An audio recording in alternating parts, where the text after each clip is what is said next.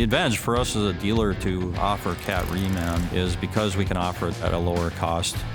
As machines age and customers choose whether or not to replace components with OEM or new versus Cat Reman, the value trade-off there is very important.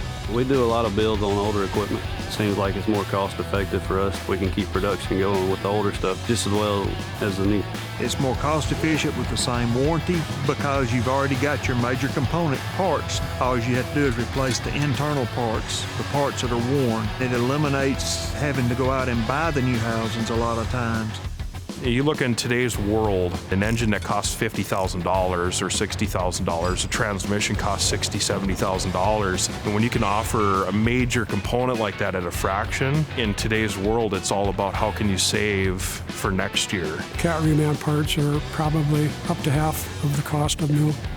If I can get a short block as a Cat Reman component and it's $10,000 compared to a $22,000 new, anybody is going to pick the Cat Reman part, and usually it's more available.